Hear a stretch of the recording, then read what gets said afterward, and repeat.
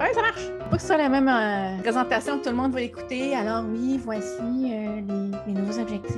Quand j'ai l'air épais, tu l'enlèves, là, il reste plus grand contenu. Sinon, on va parler pendant 2 heures, puis je vais peut-être faire un cas de faire une vidéo de 15 minutes avec. 15 secondes, ouais.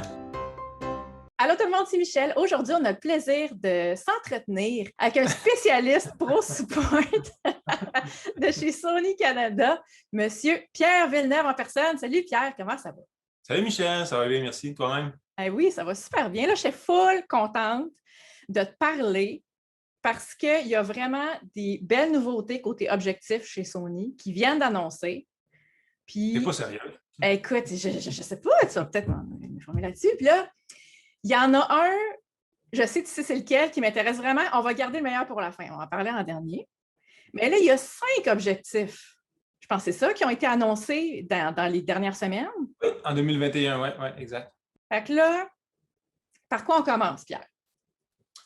Si on y va en ordre chronologique, il faudrait commencer par la 35 1.4. C'est comme l'ultime, le sommet de ce qu'on peut faire en qualité d'image, en performance d'objectif. C'est un objectif qui est bourré de technologie. Et lorsque Sony l'a développé, il y avait en tête 5 buts à atteindre lors du développement. Ces buts-là sont, entre autres, la fiabilité d'opération, dans le fond, qui est tout ce qu'il faut, tout ce qui est nécessaire pour les professionnels. Ça veut dire les boutons d'opération, comme le bouton programmable sur le côté, la balle d'ouverture sur l'objectif qui peut être décliqué avec le bouton sur l'autre côté, la tropicalisation, la robustesse, etc. Ensuite, il y a la qualité d'image, évidemment, le piqué, parce qu'il ne faut pas oublier qu'on est rendu avec des appareils photo qui ont 60 et plus mégapixels et c'est pas fini. Donc, ça prend un piqué extraordinaire. Ensuite, il y avait aussi le bokeh, parce que les G-Masters se distinguent non seulement par leur netteté, mais également par la qualité du flou d'arrière-plan. L'iris, c'est un iris à 11 lames. Et plus il y a de lames, plus on peut garder les rondelles de bokeh circulaires. Fait que 11 lames, c'est bon. Plus que de lames, meilleur que c'est. Oui, mieux c'est parce que ça va garder ton bokeh, les ronds de bokeh plus ronds à la place de voir les pentagones ou les heptagones. Oui, je comprends. OK. C'est difficile pour un fabricant d'optique de développer un objectif qui est net sans un peu scraper la qualité d'arrière-plan. Et pourquoi? Pourquoi on arrive à ça? Parce que vous avez peut-être déjà entendu parler des verres asphériques qu'on retrouve dans plusieurs objectifs depuis des décennies. C'est des verres que les fabricants mettent dans les objectifs pour aller régler des problèmes de qualité d'image, surtout dans les coins de l'image, c'est fait. Mais par contre, ils vont induire un nouveau problème qui est un bokeh plus dérangeant, plus occupé, souvent avec des pourtours qui sont distincts ou avec ce qu'on appelle des rondelles d'oignon. Lorsqu'il y a des rayons concentriques dans nos pastilles de flou en arrière, c'est le verre asphérique qui est responsable de ça et c'est quelque chose qui est indésirable. Alors, pour arriver à contrôler les deux puis avoir les avantages sans les inconvénients, Sony a développé avec les G-Master ce qu'on appelle des verres extrêmes asphériques qui ont une surface de précision de polissage beaucoup plus avancée et ça paraît. C'est pas juste du marketing parce qu'on le voit dans le rendu, on le voit dans la qualité du bokeh. Oui. Donc ça aussi, c'était un des buts à atteindre. Ensuite, il y a la vitesse d'autofocus. Et à date, est-ce que tu as des questions avant que j'enchaîne? Parce que je veux pas non, là, je t'entends dire un mot autofocus. Là, je suis très à l'écoute parce que moi, ça m'intéresse vraiment beaucoup. J'ai-tu 2 ou 3 G-Master personnellement?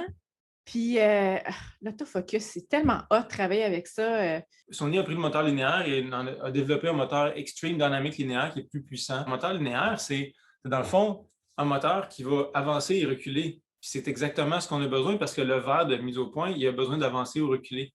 Alors que traditionnellement, les moteurs rotatifs, eux autres, ils doivent tourner et on doit transformer le mouvement rotatif en mouvement linéaire. Donc, ça prend un mécanisme supplémentaire entre le moteur et le verre pour avoir ce déplacement-là, qui doit toujours être linéaire sur le verre en tant que tel. On met dans les meilleurs objectifs, d'ailleurs, la 135 1.8 que tu utilises, non seulement c'est des moteurs XD linéaires, mais il y en a 4 dedans.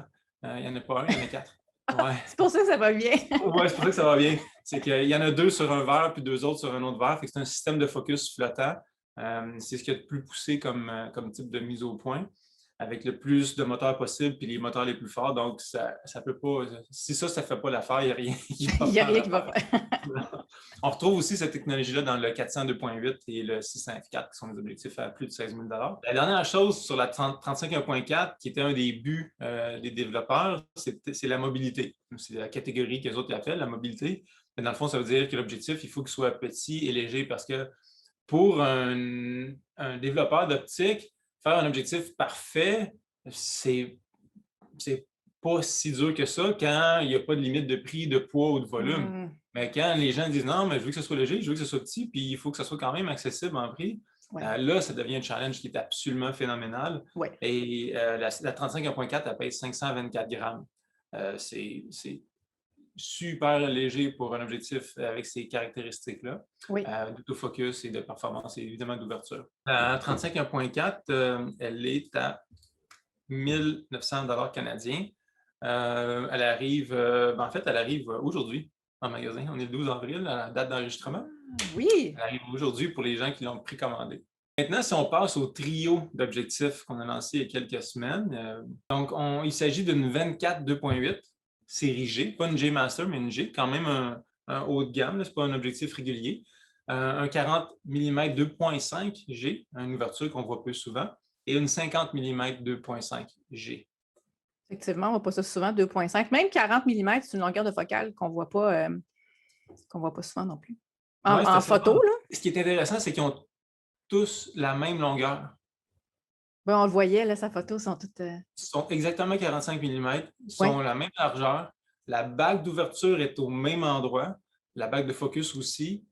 Puis le poids, c'est plus ou moins 7 grammes d'un à l'autre. Les gens se demandent, mais pourquoi c'est important qu'ils soient de la même grosseur? Mais imaginez que vous montez ça sur une gimbal, parce que plus ça va, plus les gens utilisent des gimbals pour filmer. Oui. Et lorsqu'on met un objectif, une caméra sur un gimbal, il faut le balancer. Une fois que c'est balancé, on l'utilise, si on veut changer d'objectif, c'est à refaire.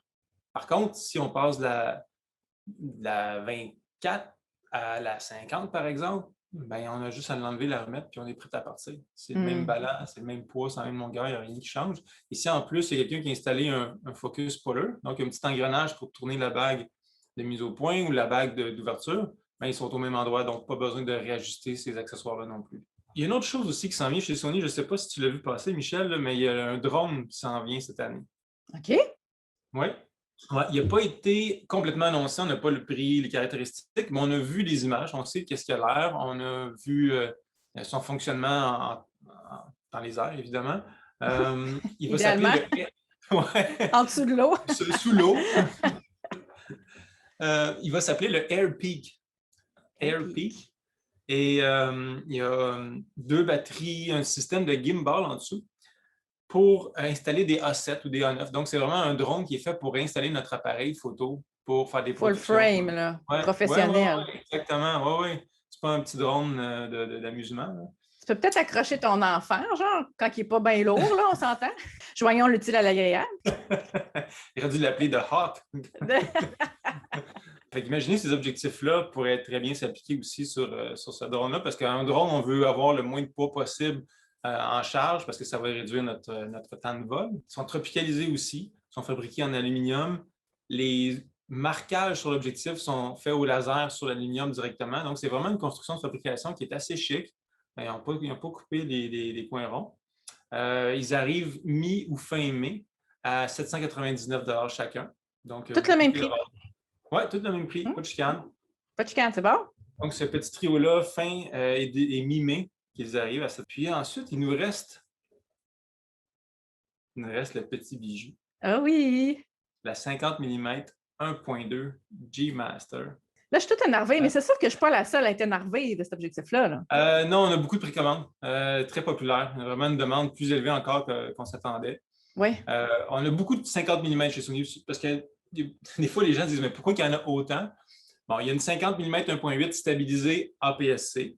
OK. Toute petite, légère, pas trop chère, APS-C. Oui. Il y a une 50 mm 1.8 349 $ qui est légère, qui n'est pas chère, qui est petite, qui a une netteté quand même tout à fait correcte. L'autofocus est un peu ordinaire, mais bon, c'est la moins chère de toute la gang. Oui. Ensuite de ça, on a une 50 mm 1.8 55 mm 1.8 Zeiss, qui est la plus populaire jusqu'à maintenant. Un Oui. excellent objectif, bon piqué, petite, focus vite, belle construction, prix raisonnable. Après ça, il y a la 50 mm 1.4 Zeiss, qui a toujours été l'ultime 50 mm, mais elle est tellement plus grosse, tellement plus lourde que la 55 1.8, qu'entre 1.8 et 1.4, il n'y a pas tant de monde qui faisait le choix d'y aller. Oui. Par contre, là, avec la nouvelle 50 mm 1.2, il y a tellement d'améliorations que le rapport prix, performance, poids est juste absolument imbattable. C'est de loin la meilleure de l'industrie. Pourquoi? Parce que les développeurs ils ont vraiment poussé la limite à l'extrême pour ce qui est des technologies à l'interne.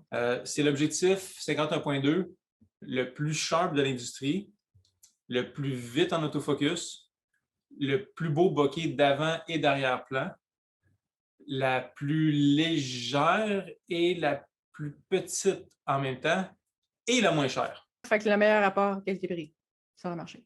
Alors, absolument. Regarde, je vais te montrer une page ici. Ça, c'est la nouvelle 1.2 à gauche comparée à l'ancienne 1.4. Donc, vous remarquerez qu'elle est exactement de la même longueur et exactement le même poids, malgré le fait qu'elle est plus performante, qu'elle focus plus vite, mais surtout qu'elle est plus lumineuse. 1.4 et 1.2, c'est non négligeable. Est-ce qu'il va toujours se vendre, la Zeiss, ou là, ils vont juste plus à l'arrêter? Je n'ai pas l'information officielle, là, mais je ne pense pas qu'elle reste. Okay. Ah, regarde, tu vois, elle s'en va tout seul. C'est tassé. OK, d'abord, je m'en vais me cacher. Donc, 36 % plus de surface d'entrée de lumière que la 1.4. Elle a une résolution extraordinaire. Et ici, ce que vous voyez à l'intérieur, c'est la composition optique. Donc, il y a beaucoup de verres, c'est très dense. Et les verres que vous voyez qui sont colorés, c'est les verres extrêmes asphériques. Donc, on parlait tantôt que c'était des verres qui sont plus performants que les verres asphériques ordinaires. Il n'y en a pas juste un, il y en a 3, dont un qui est immense et très épais et très coûteux à développer en avant. Et on voit les chartes MTF, la charte MTF que ça donne à droite. Et rappelez-vous que cette charte-là, elle est à pleine ouverture. C'est à 1.2. Les objectifs 1.2 qui sont super sharp à 1.2, c'est assez nouveau. Qu'est-ce qui fait que tu en as plus ou moins dedans? Très bonne question. Donc, les objectifs les plus complexes en termes de qualité optique vont souvent avoir plus de verre, mais ils vont être entre autres plus coûteux. Okay. Et pour éviter que le poids devienne hors contrôle et que le volume devienne hors contrôle, ça prend des verres qui sont plus performants parce qu'un verre très performant avec un indice de réfraction plus élevé, avec une courbure qui fait plus de job, mais qui est plus complexe à développer, va des fois remplacer 2 verres. Donc, un verre de haute technologie peut remplacer 2 verres, mais il va coûter plus cher. Donc, il y en a qui ne le mettront pas, mais Sony va le faire. Fait que c'est pour ça, des fois, que vous allez voir des verres, des objectifs de d'autres compagnies tierces qui sont moins chers, mais ils vont mettre une composition optique qui est plus simple, ou qui est plus connue, qui existe déjà, qui est plus grosse, plus lourde, mais ça fait la job, c'est sharp. C'est le compromis à faire à un moment donné. C'est le compromis à faire, c'est ça. Oui. Mais quand tu veux que ça soit petit, léger, mais sharp, puis toute l'optique soit bonne partout, ben c'est ça. Ça prend des verres un peu plus poussés, qui sont plus coûteux et qui sont nouvellement développés. Ou ce qui est du bokeh, un magnifique bokeh, un arrière-plan simplement velouté, entre autres grâce au verre extrême asphérique, la composition optique générale, mais aussi à la bague, à l'iris d'ouverture qui est constituée de 11 lamelles. 11 lames! Puis pour ça, il a fallu qu'ils développent un nouveau système d'ouverture qui soit assez grand pour le 1.2, mais pas trop gros à l'extérieur pour rentrer dans l'objectif. L'autofocus, ça, c'est un système d'autofocus flottant, interne, évidemment, avec, on voit les blocs que tu vois là, rectangles en plastique noir. Oui. C'est les moteurs Extreme Dynamic linéaires. Donc, il y en a 2 pour le verre en avant, puis 2 autres pour le verre en arrière. Ils bougent les 2 de façon indépendante et ça permet plusieurs avantages. Ça permet d'avoir une distance en macro plus proche en gardant une qualité d'image qu'on voyait tantôt sur le test. Oui. Et ça permet aussi d'avoir un focus plus rapide parce que le travail est séparé sur 2 groupes de verres. Et celle-ci, elle arrive le 13 mai en magasin à 2599. Moi, là, bien honnêtement, je suis le genre de fille je t'offre mes affaires. Puis quand je trouve de quoi qui fit avec mon style puis avec ce que j'ai besoin, Tu sais, il y en a des photographes qui vont tout le temps aimer acheter les nouveautés. Puis là, je vois la 50, puis là, je me dis, ça, éventuellement, j'ai déjà la 55 1.8 que j'adore. Puis comme tu dis, elle est tout petite, l'autofocus est rapide, tu sais, super belle.